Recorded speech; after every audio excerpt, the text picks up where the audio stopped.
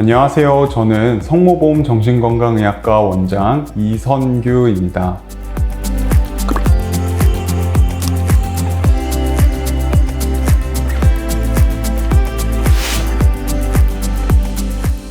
우울증은 가장 유병률이 높은 정신질환으로 흔히 마음의 감기라고 부릅니다. 우울증은 성적 저하나 원활하지 못한 대인관계 등 인생에 부정적인 여러 가지 문제를 야기할 수 있으며 심한 경우 자살이라는 심각한 결과에 이를 수 있습니다. 우울증의 원인은 크게 유전적 원인, 생활 및 환경 스트레스, 신체적 질환이나 약물에 의한 부작용 등을 꼽을 수 있습니다. 부모나 형제, 친척 중 우울증 환자가 있다면 우울증에 걸릴 확률이 약간 더 높을 수 있으며 사랑하는 사람의 죽음, 이별, 경제적 어려움과 같은 생활과 환경에 대한 스트레스 또한 우울증을 유발할 수 있습니다. 그렇지만 우울증의 가장 큰 의학적 원인은 뇌 신경 전달 물질의 불균형입니다. 흔히 세로토닌이라는 뇌 내 신경 전달 물질의 저하가 우울증과 관련됩니다. 항우울제는 이러한 신경 전달 물질을 조절하여 우울증의 원인을 치료합니다.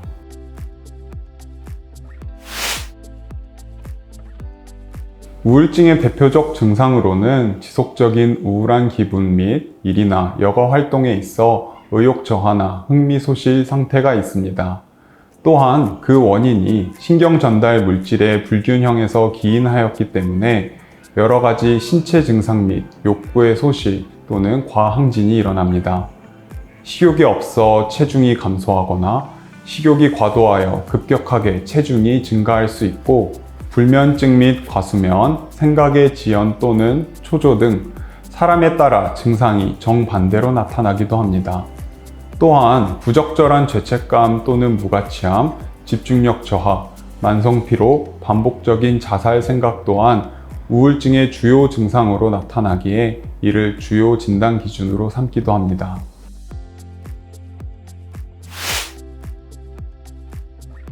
그동안 약물 치료에 있어서 항우울제 개발에 뚜렷한 진전이 있어 과거에 주로 사용하던 약물에 비해 부작용은 적으며 충분한 효과를 보이는 약물들이 개발되었으며 지속적인 개선과 진보가 이루어지고 있습니다. 항우울제는 일반적으로 효능이 나타나기까지 적어도 2주까지의 기간이 소요되고 충분한 효과에 도달하기까지는 그 이상의 기간이 소요되므로 최소 4에서 6주 정도는 복용을 해보아야 약물의 효과를 확인할 수 있으며 꾸준히 복용하는 것이 중요합니다. 또한 여러 가지 이유로 약물 치료가 힘드신 상황에서는 자기장 치료, 전기 자극 치료 등의 비약물적인 치료 역시 가능합니다. 특히 자기장 치료, TMS의 경우 적은 부작용과 약물에 비해 빠른 효과를 기대할 수 있어 최근 각광받고 있는 치료입니다.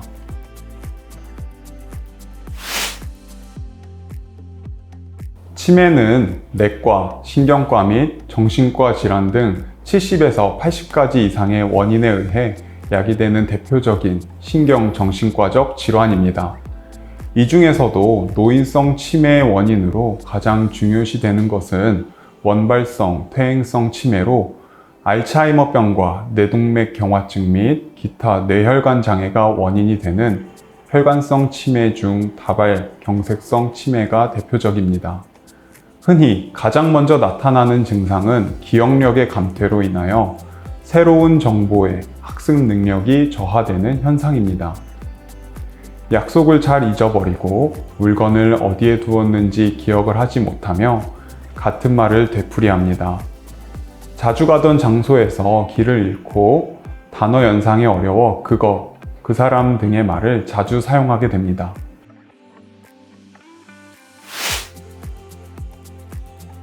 치매는 서서히 진행되며 약물로서 증상의 진행을 억제할 수는 있으나 정상으로의 회복을 기대하기는 어렵습니다.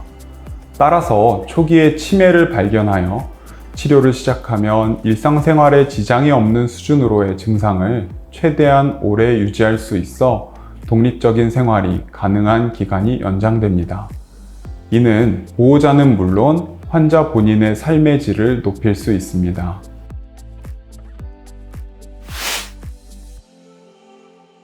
치매는 표준화된 평가 도구가 개발되어 있으며 이는 전문의의 개인적 소견과 종합적으로 평가되어 최종적으로 진단됩니다. 환자 본인이 자각하거나 함께 생활하시는 가족분들이 치매가 의심되시면 가까운 정신건강의학과 의원으로 방문하셔서 전문의와의 상담 및 검사 등을 통해 치매 여부를 알 수 있습니다. 치매로 진단되면 증상에 따라 적합한 약물을 처방받게 됩니다. 약물은 증상의 진행 정도와 증상의 종류에 따라 용량이 달라질 수 있으며 무엇보다 꾸준히 복용하시는 것이 중요합니다.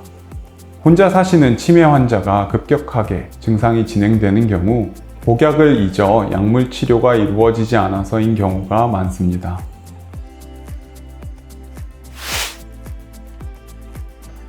잠을 자기에 충분한 조건이 갖추어짐에도 쉽게 잠을 이루지 못하거나 중간중간 깨는 빈도가 잦거나 쉽게 잠에서 깨는 등 종합적인 수면장애를 보통 불면증이라고 합니다. 의학적으로 규정된 진단 기준은 DSM-5에서 정의하고 있는데 요약하면 다음과 같습니다.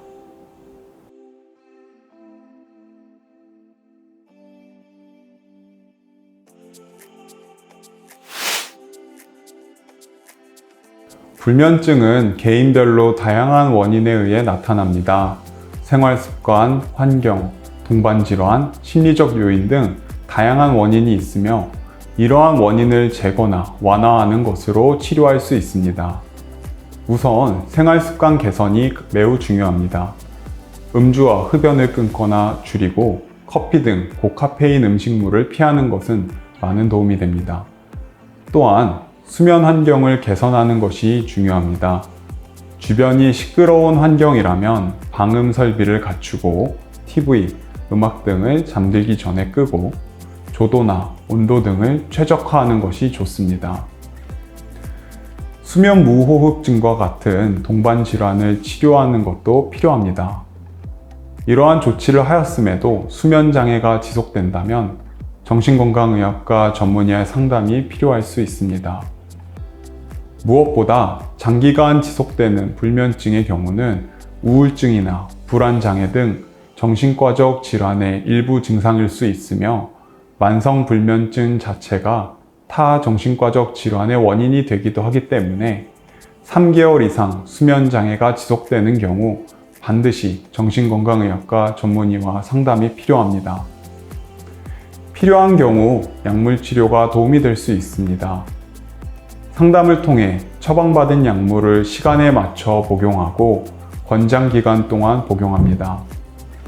하지만 약물을 오남용할 경우 복용 중임에도 수면 장애가 나타나거나 약물의 복용량이 점차 늘어나게 되는 등 약물 의존이 발생할 수 있어 반드시 주치의의 처방대로 기간과 용량을 지켜서 복용하여야 합니다.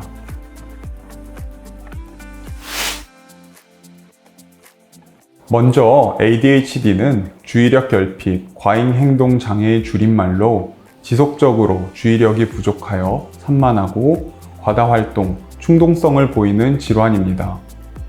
성인 ADHD는 아동기에 ADHD를 진단받았으나 성인이 될 때까지 완치되지 않았거나 성인이 된 후 새로 진단받은 경우를 말합니다. 성인 ADHD 환자의 경우 교육과정을 충분히 거쳤기 때문에 과잉 행동이나 충동성이 소아 ADHD 환자보다는 적으나 계획성이 없이 즉흥적으로 행동하는 경향이 있으며 집중력이 감소하고 사고가 이어지지 못하는 증상을 많이 나타냅니다. 이러한 경우 대학에서의 학업 능력이나 직장에서 업무 능률이 감소하여 사회적 활동이 위축되고 지속되는 경우 우울증 등 다른 질병이 동반되기도 합니다.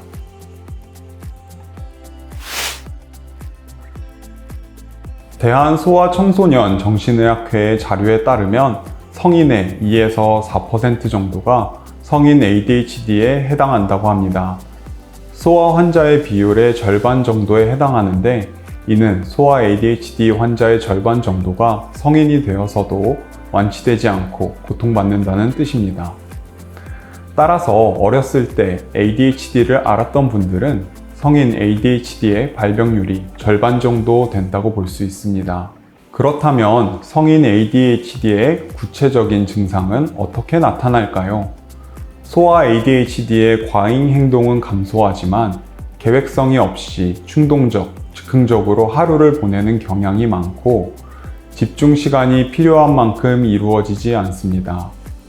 예를 들면 물건을 수시로 잃어버리거나 계획적이지 않은 약속을 잡거나 업무 중 금방 집중력을 잃고 딴짓을 하게 되고 업무의 규모가 조금만 크거나 복잡한 경우 어떤 일부터 시작해야 할지 몰라 압도되는 등 잦은 실수와 건망증, 무능함으로 대인관계가 악화되고 사회적으로 고립되게 됩니다.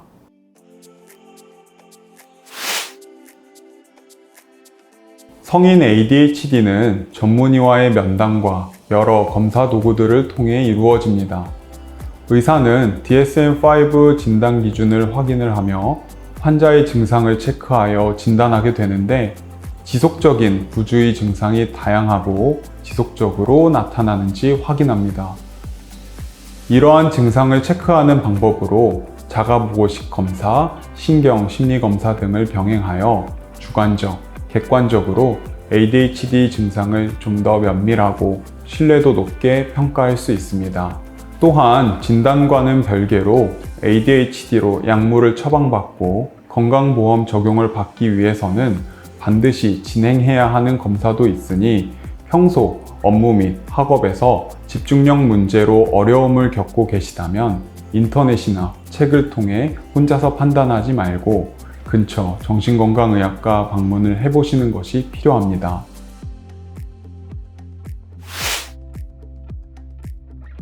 약물 치료를 통해 집중력이 개선되고 생활이 안정될 수 있습니다. 또한 인지행동요법을 통해 생각을 정리하고 체계적으로 관리하는 방법을 배울 수 있고 감정조절 훈련을 통해 감정 조절이 안 되고 분노가 생길 때 자신의 감정을 말로 표현하고 분노를 조절하는 방법을 배울 수 있습니다. 자가치료법으로는 다이어리나 전자수첩을 통해 일정 관리하는 버릇을 갖는 것이 좋고 에너지를 발산할 수 있는 취미활동을 갖는 것이 도움이 됩니다. 모든 약물은 크고 작은 부작용들이 있는 것이 사실입니다.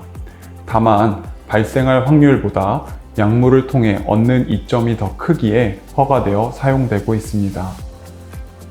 ADHD 약물의 부작용이 특히 높지는 않으나 개인별로 나타날 수 있고 투여 초반에 나타나다가 사라지기도 합니다. 또한 전문의의 관찰을 통해 용량 및 약물 변경을 통하여 안전한 수준으로 조절 가능합니다.